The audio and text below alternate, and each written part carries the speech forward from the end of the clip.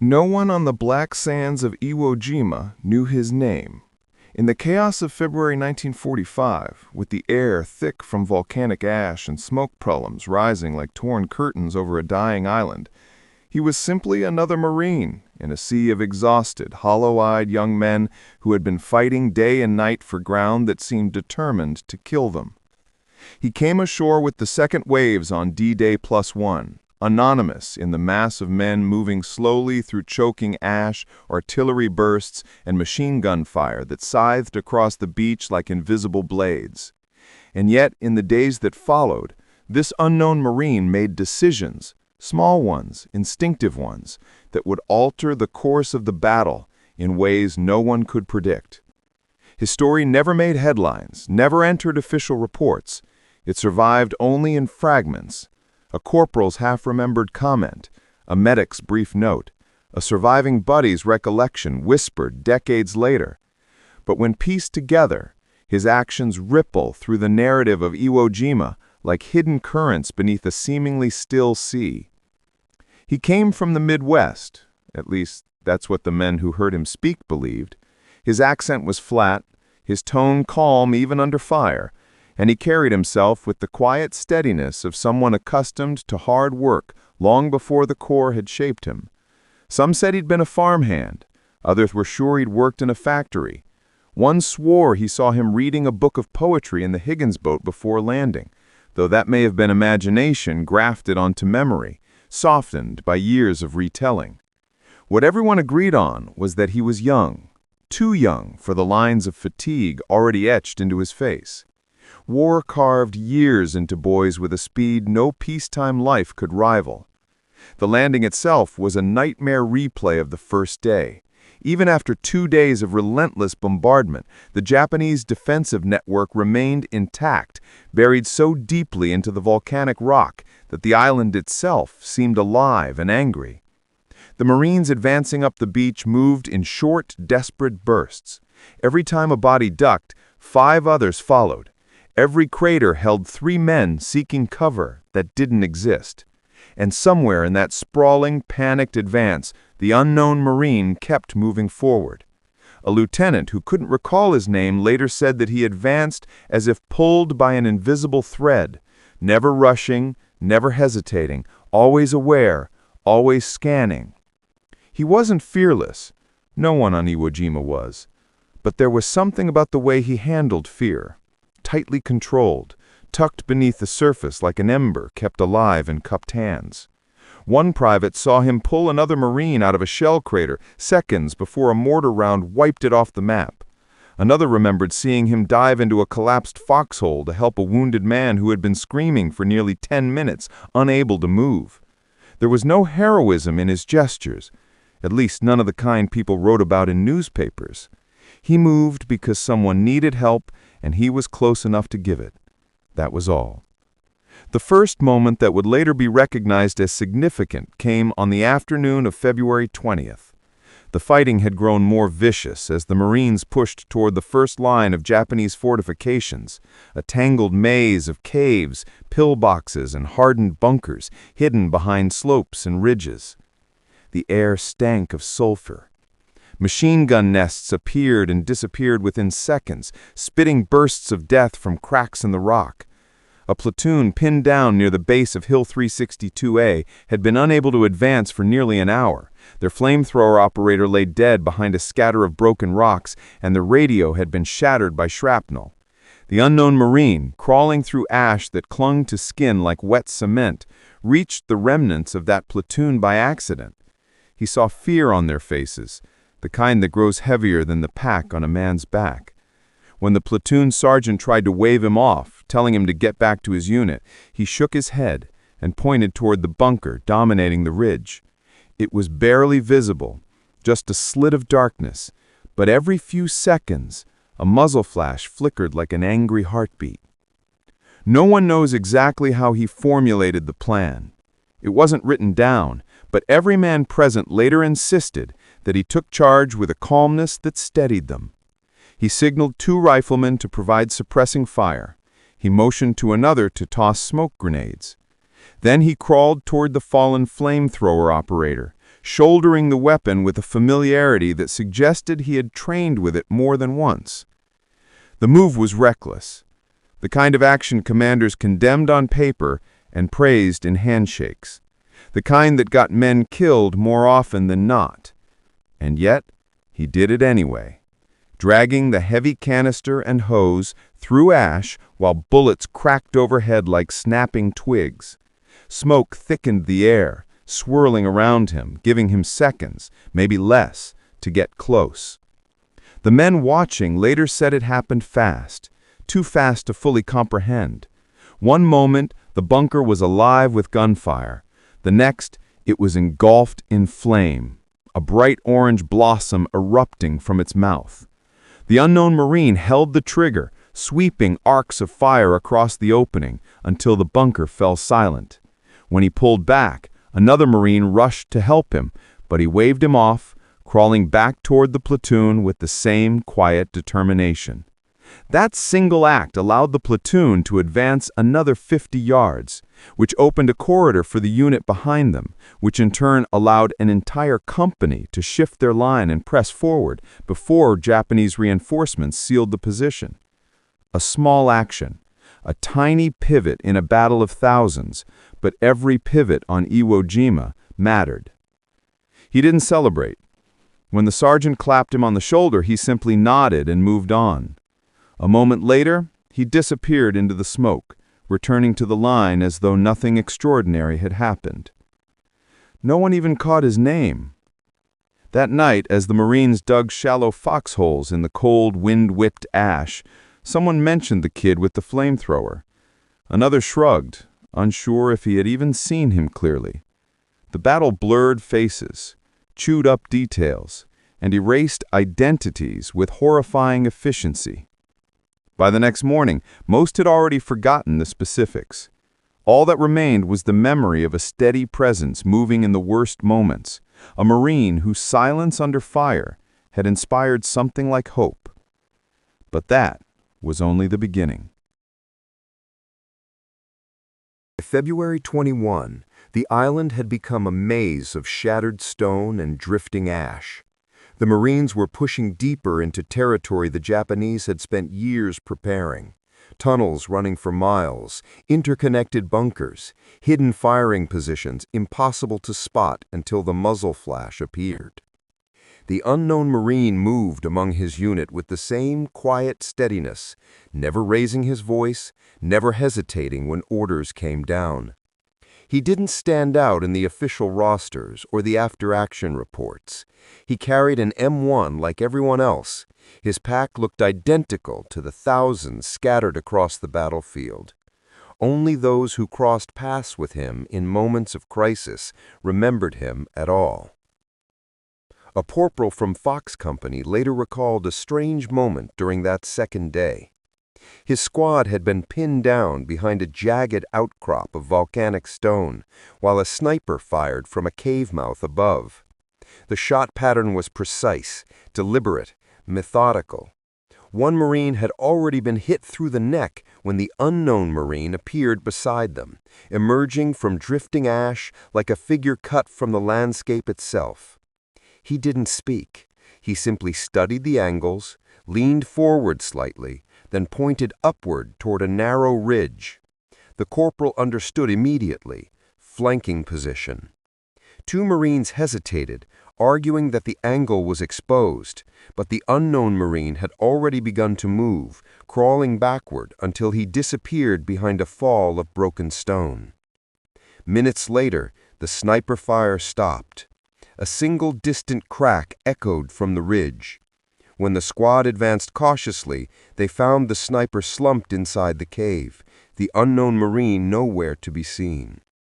He was like a ghost, the corporal said decades later, not the haunting kind, the kind that shows up, does what needs doing, and vanishes before you can thank him.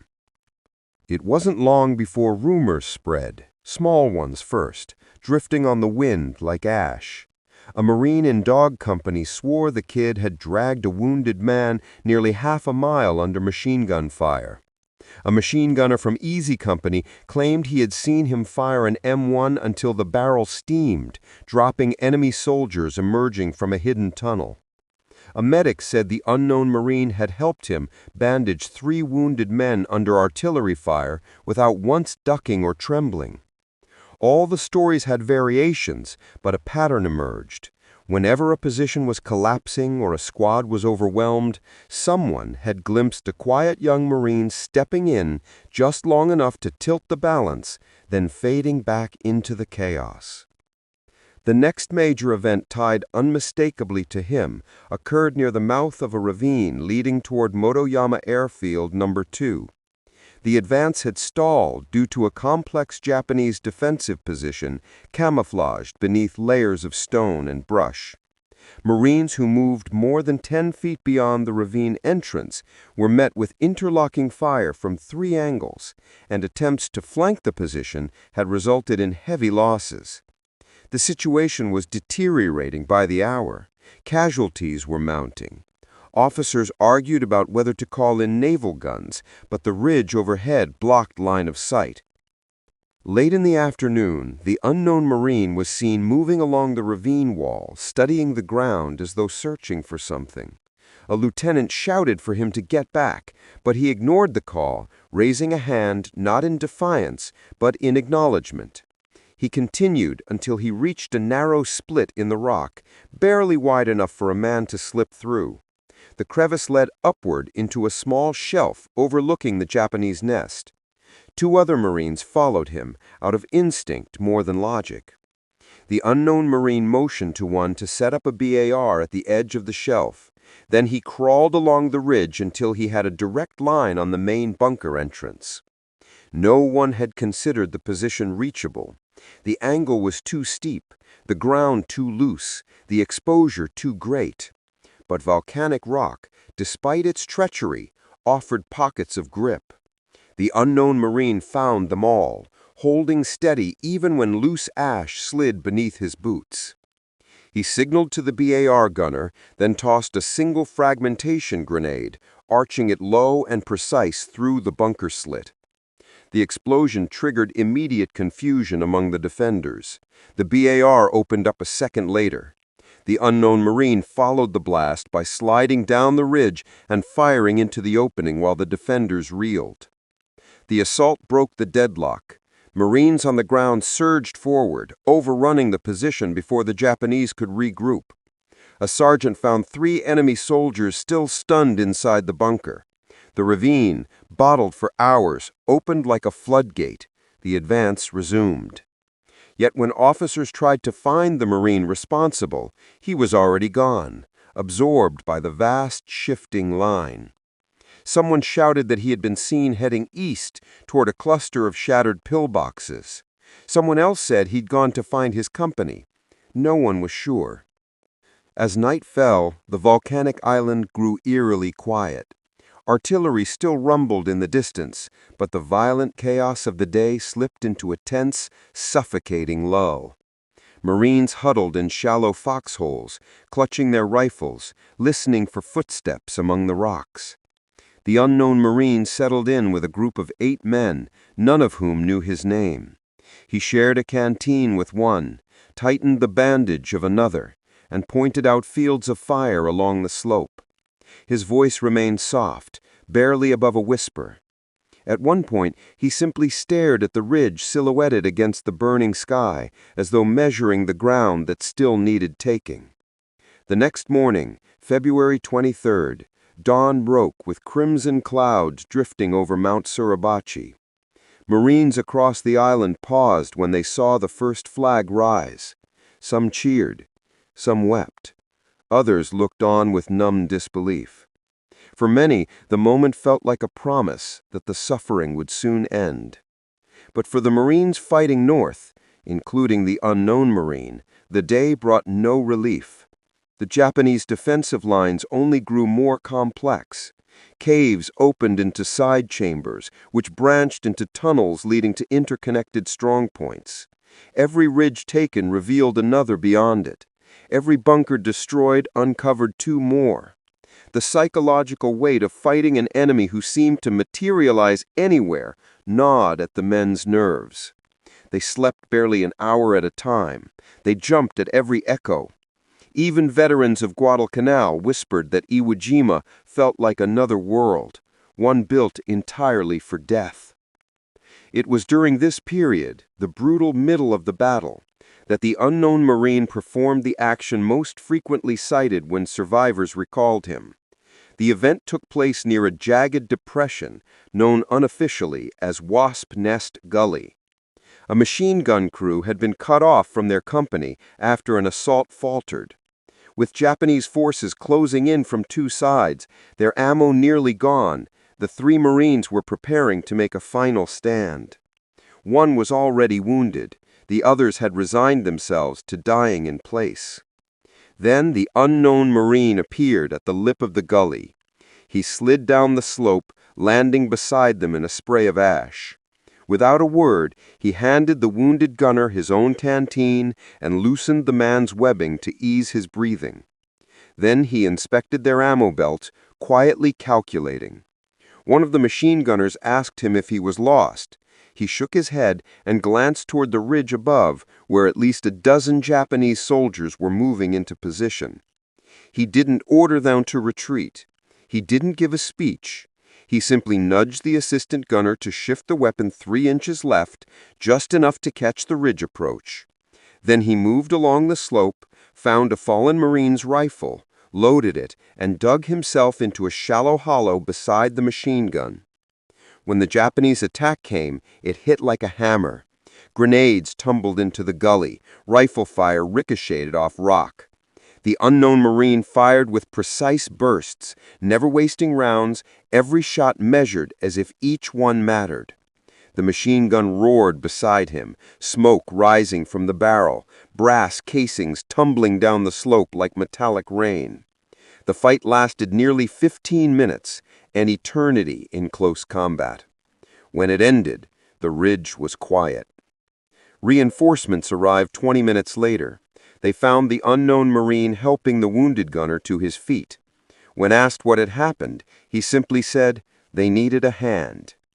The gully was secured because of him. The flank of the adjoining company held because the gully did. And because the company held, the next day's advance succeeded where it would otherwise have collapsed. Still, no one learned his name. By the time February 25th arrived, many Marines believed he had been killed. Others swore they'd seen him in passing. A few insisted he'd moved north toward the most heavily fortified sectors. He became something between a rumor and a memory, present everywhere and nowhere. But his story was far from over.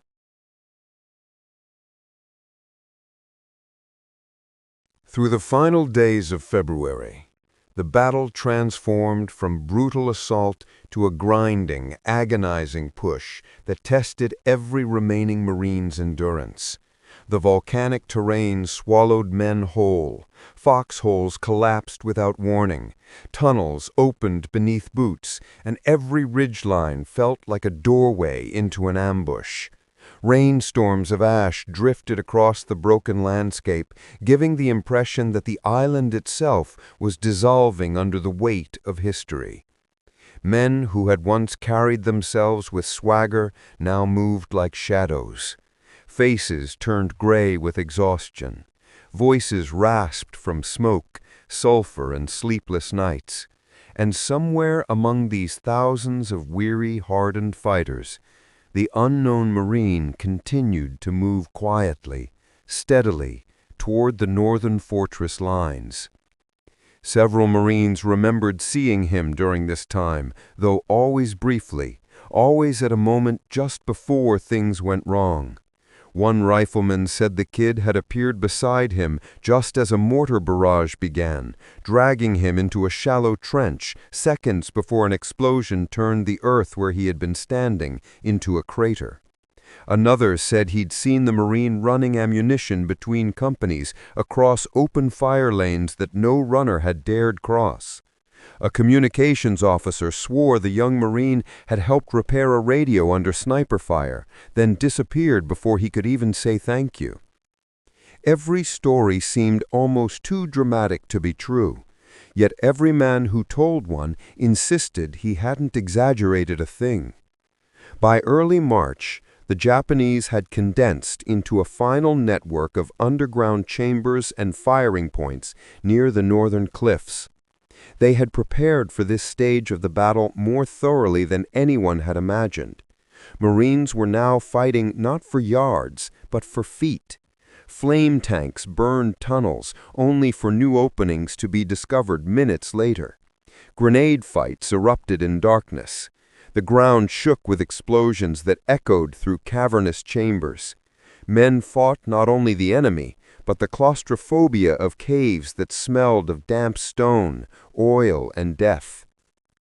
The unknown Marine entered these final days the same way he had entered the first, with a quiet focus, treating the battle not as a stage for heroics, but as an obligation to the men beside him.